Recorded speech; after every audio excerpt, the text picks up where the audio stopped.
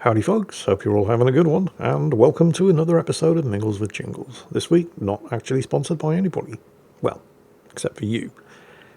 Thanks once again to everybody who supports me on Patreon, who has a float plane subscription, or even if you don't do any of that, thank you for just watching the videos, it all helps. So, things are about to get shaken up around here. For the last 3 months it's just been me and the cats, but well, Rita's back home from Texas today. But as I'm sitting recording this, a plane actually landed at Heathrow about an hour ago, so she'll probably be home in an hour and a half, 2 hours. The life of a single man. I was starting to get used to it. Oh well, never mind. Be good to have her back. I'm certain the cats have missed her. Anyway, so what's been going on this week? Well, I'm sure it probably hasn't escaped your attention that the CES show dropped last week. And probably the biggest news was Nvidia's CEO strolling out on stage and announcing we all knew it was coming, the release of the 50 series of RTX graphics cards. But that wasn't the big news. The big news was the rather bold claim that he made while on stage, that the RTX 5070, which is sort of at the upper mid-range level in the 50 series of new graphics cards, for a mere $549 was going to offer equal or better performance than the current flagship RTX 4090, which you won't get for less than $1,500. And everybody lost their minds. Many claims of bullshit, and, well, they weren't wrong, but also neither was he. See, here's the thing. Currently running in the background, I just reinstalled it for today's video actually, Cyberpunk 2077. This is running on my current RTX 4080, which is a heckin' chonker of a graphics card, and what you're seeing is being generated at 4K resolution with not just full ray tracing but full path tracing on. Believe me, that chews up your performance. But the 4080 can do this natively. I'm getting anything between 40 and 60 frames per second with some occasional slowdowns in the 1% lows, but it's entirely playable. Now I'm able to achieve this on the 4080 with perfectly acceptable and pretty impressive results by using some upscaling.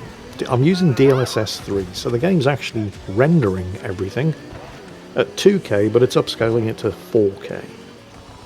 But what I'm not doing is enabling frame generation, which is supported in DLSS 3, and what frame generation does, and if I was using frame generation I'd probably be getting 80 frames per second, but what it does is it doesn't actually generate every frame, it generates every other frame.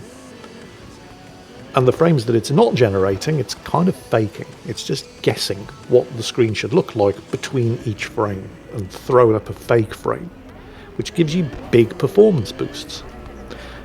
And the reason why the 5070 is going to be able to give you the same performance as a 4090 is because of DLSS 4, which is only going to be available on the 50 series of graphics cards. And with DLSS 4, it's not just generating or faking every other frame. It's only actually generating one frame out of every 4 that appear on screen. So to get that 4090 performance, the RTX 5070 using DLSS 4 is actually doing a quarter of the work that my RTX 4080 is currently doing on screen right now. So, I mean, you can call bullshit on the whole 4090 performance on an RTX 5070 for a third of the price, but it all really just depends on how you interpret the word performance, because it's certainly not doing the same amount of work that the high-end 40 series cards are doing. It is faking the same amount of work that the high-end 40 series cards are doing. It's absolutely 100% not capable of generating any of this natively. But here's the thing. Does it matter? Because if you're getting a game that looks like this for $550, in fact, technically, you'd be getting a game that looks better than this for $550. Does it matter how it's getting those results? Well, yes and no. See, here's the thing. Because what you're seeing right now is being generated natively, maybe that's not the right word to use, but there's no fakery going on. There's no frame generation. What you see on screen is what the 4080 is generating. It's working to push out every single frame that you're seeing, which means there's zero input lag. Now, if I was to turn frame generation on with the current DLSS 3 on the 4080, I'd probably be doubling my frame rate, but I'd also be doubling my input lag. And that's not going to get any better with the 50 series of cards and DLSS 4, which is going to be generating up to 3 fake frames for every actual frame that it renders. But does that actually matter? Well, I'd argue that for a single player game, like Cyberpunk, or any single player game for that matter, no, it really doesn't matter. But for a multiplayer game, particularly a Twitch reaction-based shooter, like, for example, Counter-Strike, or, well, you name it, whatever, anything that relies on having the lowest possible input lag and the highest possible frame rate, yeah, that probably does matter. And you're absolutely not going to be getting 4090 performance on a 5070 where it matters. So when Nvidia's CEO strolled out on stage at CES claiming 4090 performance for $550 on an RTX 5070, he wasn't exactly full of shit. But he also wasn't telling the whole truth. Yeah, you can get 4090 performance on a 5070 for a third of the price of a 4090 when these cards roll out. Or, well, like I said, the MSRP is $549, but the actual street price is likely to be, I don't know, maybe $600. We shall see. It's still a very good card for the money. But when it comes to raw rasterized video rendering performance, actual horsepower under the lid of the card, or games that don't actually take advantage of path tracing or ray tracing, the 5070 is actually not that good. I mean, it's not bad, but depending on the pricing, you might actually be better off with a 4070. But on to other gaming news. So January's been pretty quiet, but next month, February, is shaping up to be a huge month for gaming.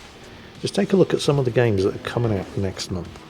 You've got Kingdom Come Deliverance 2 coming out on February the 11th. The same day as Civilization 7, also coming out on February the 11th. You've got Avowed coming out on February the 18th. February 27th sees the release of Monster Hunter Wilds, and also sees the release of Like a Dragon Pirate Yakuza in Hawaii. I can't believe I actually said that. There's actually a game coming out, a hotly anticipated game apparently, that has that for a title. Like a Dragon Pirate Yakuza in Hawaii. Okay, whatever. So, I mean, you've got 3 of those games all coming out within a week of each other. That's just crazy, and these are some serious heavy hitters. I mean, I'm particularly looking forward to Kingdom Come Deliverance 2 and Civilization 7, but I'm pretty sure the other 3 titles I just mentioned are going to have mega sales too. Now, you might be sitting there thinking, hang on a minute, Jingles, ein Minuten bitte. What happened to Assassin's Creed Shadows? Wasn't that delayed until February? I mean, it was supposed to come out before Christmas, and then Ubisoft delayed it. And yes, you're right, they did. They did delay it until February, and now they've just delayed it again until March the 21st. So what's the excuse this time? Well, the man himself, Ubisoft's CEO, although for how much longer he's going to remain Ubisoft's CEO is anybody's guess, had this to say. It's been delayed again as part of, and I'm quoting here, a strategic update that will see it review and pursue various transformational, strategic and capitalistic options to extract the best value for stakeholders. Okay, corporate bullshit 101, what does any of this mean? Well, he went on to say, as part of the renewed focus on gameplay quality and engaging day one experiences, it has been decided to provide an additional month of development to Assassin's Creed Shadows. This additional time will allow the team to better incorporate the player feedback gathered over the past 3 months and help create the best conditions for launch by continuing to engage closely with the increasingly positive Assassin's Creed community. Oh, really? The game is now scheduled for, March 20th, not the 21st. We are all behind our team's efforts to create the most ambitious Assassin's Creed opus of the franchise and made the decision to provide an extra month of development to Shadows in order to better incorporate the player feedback gathered over the past 3 months that will enable us to fully deliver on the potential of the game and finish the year on a strong note.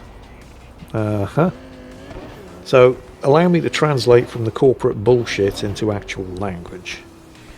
Ubisoft are shitting bricks. If they screw this up, they are finished. They've had nothing but a long string of extremely expensive either failures or mediocre successes for the last 2 years. They're basically betting the house on Assassin's Creed Shadows, and that's why it's been delayed 3 months, so that it comes out right before the end of the financial year, and they are praying for great day one sales so that they can turn around to their shareholders and see, yeah, we're doing fine, look, massive success, there's absolutely no need for you to all force a takeover.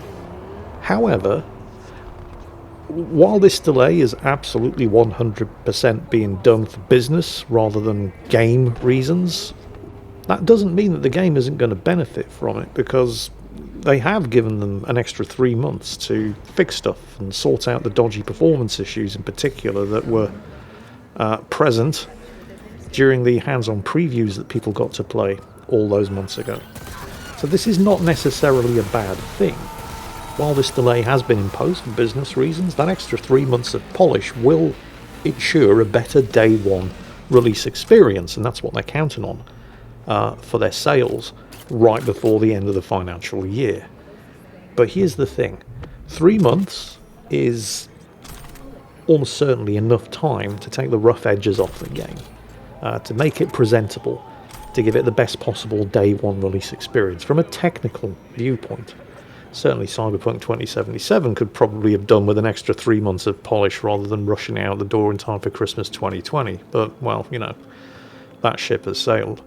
But what 3 months is not long enough for Ubisoft to do is fix all of the issues that people actually had with the game in the first place, which generally weren't technical issues.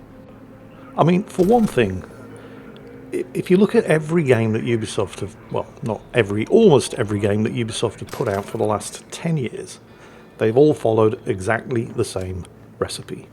That Ubisoft open world gameplay loop that's, well, made them a lot of money back when it was fresh and new and original, and which probably peaked with Assassin's Creed Odyssey, and that was a few years ago, but which they've just continued to recycle and regurgitate in pretty much every game that they've ever done since. They found something that worked, and then they just took the safe option and did it again in every game they've ever done since. The thing is, done right, it can be very, very good. If you look at something like Indiana Jones and the Great Circle, for example, which I'm currently playing at the moment, actually I've finished it, but I'm currently doing the video series on it. Astonishingly good example of that kind of game. Even though technically, as far as the game mechanics are concerned, it's pretty much just doing the same thing that Ubisoft have been doing for the last 15 years. Here's the map, here's the game world, off you go, explore, investigate, pick up collectibles, get into fights. I mean, at the end of the day, it's pretty much exactly the same thing that Cyberpunk 2077 did. But like Cyberpunk 2077, Indiana Jones and the Great Circle doesn't just rely on that gameplay loop to keep you hooked. It has an engaging story, it has great characters, and Indiana Jones and the Great Circle also doesn't just do the same thing every time you move onto a new map. It introduces new gameplay mechanics, new puzzle types, things that you weren't doing in the previous world map. Something that, you know, it actually innovates, something that Ubisoft haven't done for a very, very long time. And while I'd be happy to be proven wrong where Assassin's Creed Shadows is concerned, but, well, it's Ubisoft, and they always take the safe and easy option, so Assassin's Creed Shadows is just likely to be more of the same that we saw in Far Cry 6 and Far Cry 5 and Assassin's Creed Odyssey and Assassin's Creed Valhalla. None of which really did anything different from aside from the game setting, but none of which really did anything different from Assassin's Creed Origins. And that was 8 years ago. So, I mean, I'd be happy to be proven wrong, because we can always use good games, and see Assassin's Creed Shadows do something actually different with the genre, but it's Ubisoft, so I'm not pinning any hopes on it. 3 months is long enough to polish a game. It's long enough to fix performance issues. but it's not long enough to introduce anything actually innovative into the gameplay. And it's certainly not long enough to address the other issues that people had with Assassin's Creed Shadows. The way the game appears to, based on what we've seen of it so far, treat feudal Japanese culture with, well, no real other way to put this other than to say blatant disrespect. One of the two main characters, the African samurai. The Japanese take this shit seriously, right? If you're going to do samurai, then, and you want your game to sell in Japan, then you need to do it properly. He's based on an actual historical character who did exist. He was a black man in feudal Japan, and he was a retainer to a samurai house. By all accounts, he was a remarkable individual, and, I mean, you know, it's the kind of story that deserves to be told. And could have been told. Could have been told very well in Assassin's Creed Shadows. But they just couldn't resist making him a samurai, could they? And the Japanese really don't like that. Don't fuck around with Japanese culture in a game set in feudal Japan. And it's not just the characters, or this one character anyway. Nobody seems to be losing their mind over this female character. But it's not just that. I mean, if you're setting a game in feudal Japan, probably a good idea to, I don't know, maybe litter the environment with classic examples of feudal Japanese architecture. And Ubisoft couldn't even get that right. Because there was Chinese architecture. It's like, oh, all these Asians are the same. I mean, it's like that was their attitude. They got it wrong on such a basic level. And 3 months isn't enough time to really fix all of that. I mean, it was supposed to come out for Christmas. They delayed it until February. They probably took a good look at what else was coming out in February. You know, games like Avowed, Kingdom Come Deliverance 2, Civilization 7, amongst others, and thought, yeah, maybe. Maybe we should slip it until March. That way we can avoid coming out in such a competitive month. It gives us more time to fix stuff, but not enough time to fix the stuff that actually matters. And we can still get the game out before the Ghost of Tsushima sequel, the Ghost of Yotai, comes out, and in time to present some good news in the shape of sales figures to our shareholders before the end of the financial year. So, yeah, I mean, I can't argue with their strategy. But it all relies on Assassin's Creed Shadows not sucking and selling well. Yeah. I guess that just remains to be seen. I mean, don't get me wrong, I would love Assassin's Creed Shadows to be a good game. I mean, yeah, sure, there's part of me, there's a nasty, mean, vindictive part of me that would love nothing more than to see the game crash and burn and take Ubisoft down with it. But the thing is, though, there'd be no winners in that situation. I mean, we certainly wouldn't win. We'd get yet another shitty, by-the-numbers, regurgitated, completely unremarkable Assassin's Creed game at best. At worst, we'd get another Assassin's Creed game that's only remarkable for how bad it was. We certainly don't need another Far Cry 6. Even though, you know, the DLC for that was actually pretty good. The Stranger Things tie-in that they did was really, really good. It's just a shame that they couldn't have put the same level of thought and dedication into the actual main game, but hey, I digress. We're talking about Assassin's Creed Shadows here. And if Assassin's Creed Shadows does fail, a lot of people are going to lose their jobs. And while that will include the people responsible for the failure of Ubisoft over the last 10 years, you know, the CEO and all the executives, they will all go with golden handshakes. No, not handshake. You get the idea. They'll all go with nice big fat payoffs. They'll be fine. The people who are really going to pay for it are going to be the rank and file. You know, the developers actually working on the game. The ones tasked with implementing all of the disastrous policies and decisions that the executives have foisted on them over the last 10 years. You know, it's not their fault, but they're the ones who are really going to pay for it. So, I mean, I genuinely hope that that isn't the case. I hope that Assassin's Creed Shadows is going to be good. Even if that means the CEO of Ubisoft and all of his cronies won't get what's coming to them. But if they do, nobody wins. And I'd rather everybody did win. I'd rather we got a good game. I'd rather that the workers at Ubisoft continue to have jobs.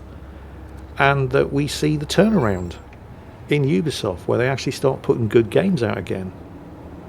But it's Ubisoft, so I don't think they will. I mean, I'd be happy to be proven wrong.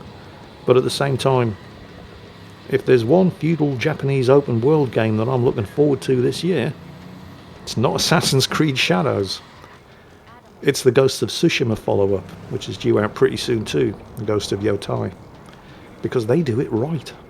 And I no longer have any confidence that Ubisoft even understand what it means to do something right anymore. Well anyway, moving on. I don't know if you remember, some of you might, but this was quite a while ago. I talked about something that happened in World of Warcraft Classic.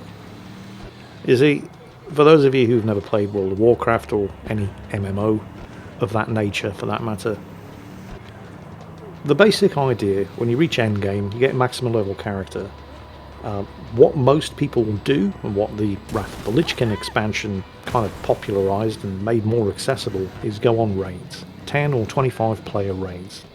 Working together to take down raid bosses and take their stuff. It's all about the loot. Always has been in World of Warcraft. So anyway, the thing that I brought to your attention quite some time ago now was a certain type of raid group. They're referred to as GDKP raids. I'm not going to go into an explanation of what that actually stands for. All you need to know is that you've got a group of 10 or 25 players, depending on the raid size, and rather than rolling against each other for the loot that drops from the bosses, they actually bid against each other using in-game currency, World of Warcraft gold, the currency that you accumulate from doing stuff.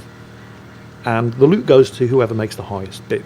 Usually the person organising the raid takes a 10% fee of all of the gold that gets spent on the loot drops, and then the remainder is split amongst everybody else in the raid group. So it's a reasonably popular way of doing raids in World of Warcraft, certainly in the classic version of the game. And the news that I brought your attention, however long ago it was that somebody had bid on an item, a fairly hotly contested item, and the amount that they had bid was actually more gold than any one person can have. And there's 100% absolutely no way that anybody in World of Warcraft Classic could have accumulated that much gold by simply playing the game. Even playing the auction house, buying low, selling high, you're never going to make that much gold. Which means that whoever made that bid and did actually front up the gold, they paid the amount of gold that they bid, had to have been buying World of Warcraft tokens from the in-game shop. So a World of Warcraft token is an item that you can buy for real money from the in-game shop, and then you can sell it on the auction house for 30 days of game time. So people with a lot of gold can basically play World of Warcraft for free just by buying these tokens to give them 30 days game time on the auction house. And people who have a lot of cash and not a lot of gold can earn themselves some gold by buying these tokens. So what it all meant that, whoever had bid on this item had to have spent at least $20,000 on these World of Warcraft tokens in order to have accumulated the amount of gold that they were bidding on this. I think it was a trinket for their character that actually dropped in the raid. That's a lot of money to spend on a bunch of pixels. The thing is, the item that they bid on and actually got was, it was so expensive for a reason. It was an extremely hotly contested piece of gear that offered real, tangible benefits in-game. So while, a ridiculous amount of money actually changed hands at some point during the transaction, you can kind of understand why. Meanwhile, in Team Fortress 2, you're not going to believe this one. I certainly found it hard to swallow. They just had the single biggest trade in the history of the game with what has been quoted as the best hat you can get, which sold for around $40,000. Holy shit. What does this hat do? Well, that's the funny part. It doesn't actually do anything. It's just a hat. It's a purely cosmetic item. The reason why it's so incredibly rare is because a combination of, what it does, when it was available, and how rare it was. Apparently there's only ever been 2 of these particular hats with these 2 particular cosmetic effects tied to them. But $40,000? At the end of the day, it's just a hat. I mean, the trinket that dropped in World of Warcraft that had so many people spending such an absurd amount of money on it, it did actually do something. I mean, there's a reason why it was such a hotly contested item.